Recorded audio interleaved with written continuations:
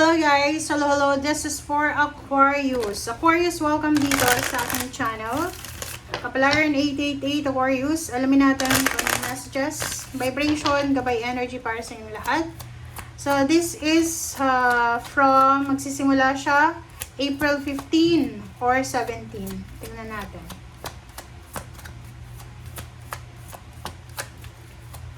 Aquarius. Okay, Aquarius. Personal issue reaches solution. Full moon in Cancer. So, this is all about emotion. May mga personal issue ka sa buhay mo, emotion, feelings, family, relationship na magkakaroon ka ng solusyon. Okay, next.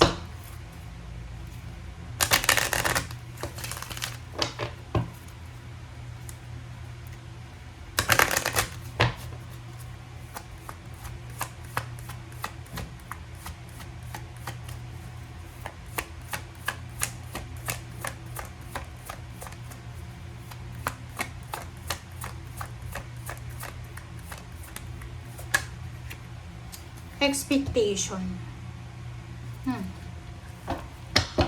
Okay. Aquarius, ang nakikita ko dito sa'yo, posibleng there's someone na nag-expect sa'yo. It's either, mother. Sobra-sobra yung expectation sa'yo ng parents mo. Or maybe ng ibang tao. So, nakikita ko sa'yo dito na, or maybe ikaw, sobra-sobrang positive yung mindset mo.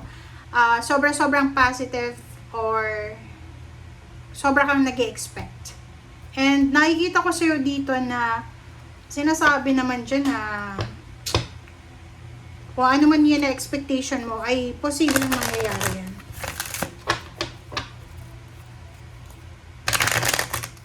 Or parang nakikita ko sa'yo dito na meron kang pinaplano or ginagawa ngayon na you're expecting na maging maganda yung takbo ng resulta.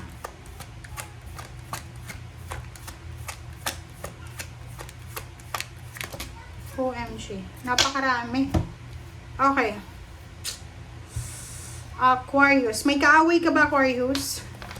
Kasi kung may kaaway ka, eto, na see the other person's point of view, ay posibleng para to sa kaaway mo na siguro kailangan mong tingnan kung ano yung rason niya, kung ano yung point of view niya. Another is peace offering. Posibleng ikaw yung mag-ask ng forgiveness or apology or yung ibang tao. Find the blessings in your current situation. So, ano ba yung pinagdadaanan mo sa ngayon? Mayroon kang pinagdadaanan, okay? Mayroon kang pinagdadaanan, Aquarius, na hindi mo masyadong na-appreciate. Because of that, hindi mo masyadong na-appreciate yung mga blessings na mayroon ka. Kailangan mo daw magtiwala. Tiwala sa sarili, sa Panginoon, sa pagkakataon.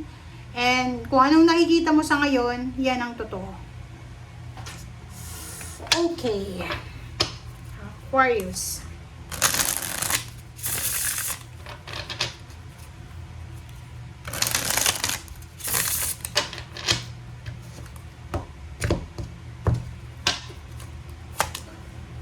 Okay, Empress. Wow.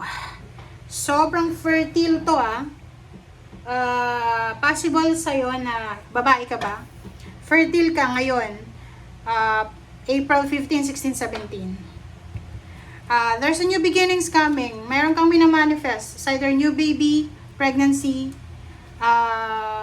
source of income, health.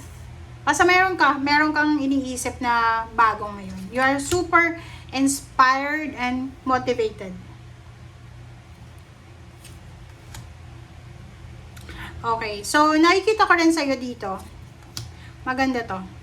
Nakikita ko rin sa'yo dito na maraming tao ang posibleng gustong humingi ng tulong sa'yo. Maraming mga tao, Aquarius, ang posibleng lalapit sa'yo. Lalapit sila sa'yo para humingi ng tulong. It's either humutang ng pera,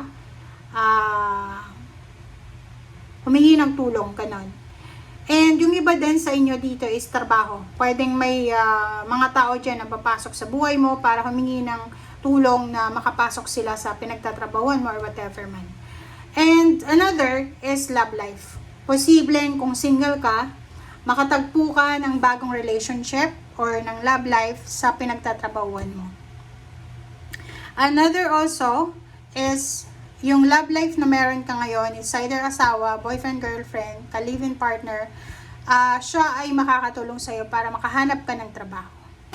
Okay.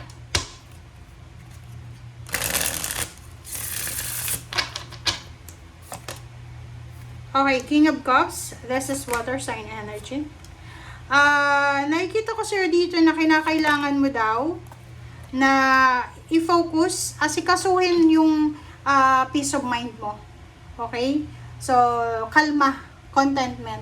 Kasi parang nakikita ko, medyo kulang ka sa contentment. You're expecting more eh. May kasabihan tayo guys na never assume, never expect. Never expect, never assume. Mali ka dito. Huwag masyadong mag-expect guys, lalo na sa trabaho, negosyo, or whatever. Kasi wala tayong control dyan. Okay? King of Cups, sinasabi ng bara sa'yo dito na, yun nga, atong King of Cups, Hermit, and a personal issue reaches solution. Same lang siya. Kasi dito is ending to. Positive ending. So, kung ano man na issue mayroon ka, issue sa relationship, sa parents, sa siblings, sa katrabaho, sa friends, mahanap mo yung solusyon, mahanap mo yung kasagutan, mahanap mo yung answers, matatapos yung problema na yan. Pwedeng may mga away, gulo, competition, na posibleng maayos yan. Okay? Okay, Queen of Swords, Seven of Cups, and the Star. Ang galing ng baraha mo. Kasi sabi ng baraha sa'yo dito, there's a direction. May direction na parang tinuturo sa'yo ang universe na eto Aquarius yung direction para makuha mo yung pangarap mo sa buhay. Maraming information ka na makikita, marami kang mga, kumbaga, ilalahad na lang sa'yo ng universe yung mga dapat mong gawin. But nasa Seven of Cups ka, parang sinasabi mo, hindi. I have my own way of finding the star. Parang, halimbawa, may mga tao dyan na nagsasabi sa'yo, alam mo ba, mas tataas yung sweldo mo pag dito ka nagtrabaho. Pero ikaw, meron kang sarili na sobrang stubborn ka. So, sinasabi ng bara sa'yo dito na meron kang sariling choices and options.